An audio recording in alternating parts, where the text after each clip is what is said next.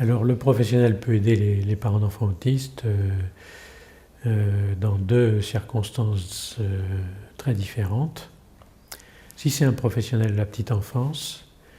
il va donc accueillir l'enfant et dans les circonstances de sa profession, par exemple dans une crèche, dans un métier de médecin généraliste, de pédiatre, dans un métier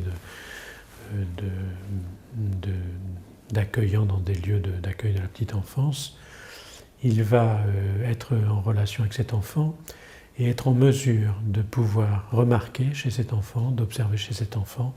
quelque chose qui est en difficulté dans sa relation aux autres.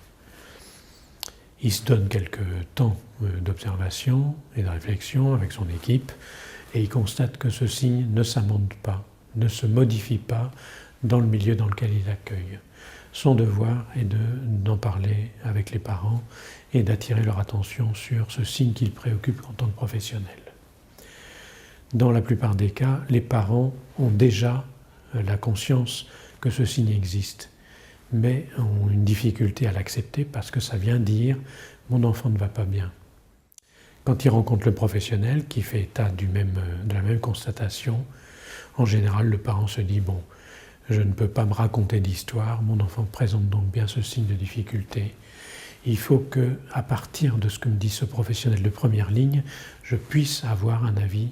plus éclairé, plus autorisé, plus expérimenté sur ce qui se passe. » Et à ce moment-là, il va falloir aller rencontrer des gens qui sont expérimentés dans ces difficultés du lien précoce. Deuxième grande situation, la situation où l'enfant a plus de 3 ans.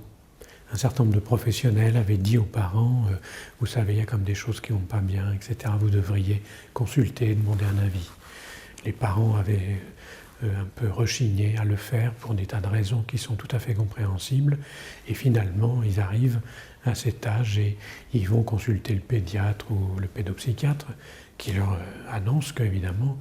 les signes que présente leur enfant sont des signes très en faveur d'un diagnostic d'autisme. Alors je pense que ce survol rapide des deux grandes situations m'amène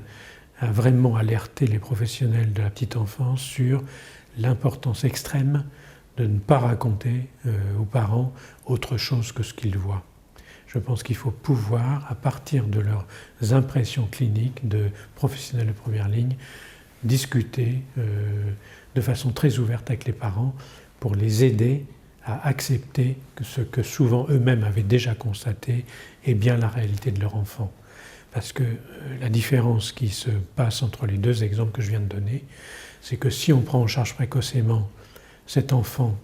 eh bien les résultats ne sont pas les mêmes que si on attend qu'il ait 3 ans et qu'on confirme un diagnostic d'autisme. Et je crois que dans les deux destins de ces enfants, les choses peuvent être relativement différentes.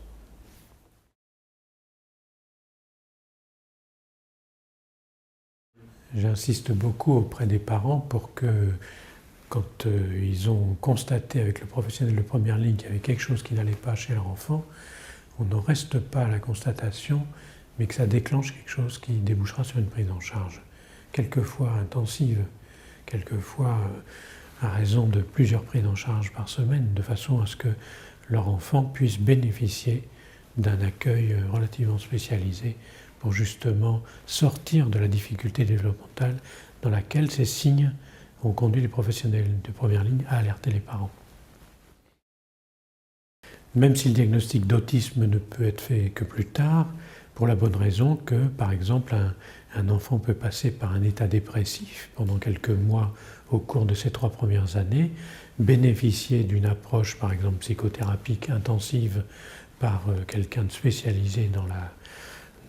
prise en charge des bébés avec ses parents, et donc sortir de cet état dépressif et montrer qu'en fait, ce qui se présentait comme ce que Carrel appelle un évitement relationnel, ou Gedney un retrait, sont en fait des formes de souffrance psychique du bébé qui ne sont pas des autismes, et qu'il y a vraiment lieu dans ces cas-là de les prendre en charge de façon intensive et précoce pour justement débusquer ce diagnostic différentiel avec l'autisme.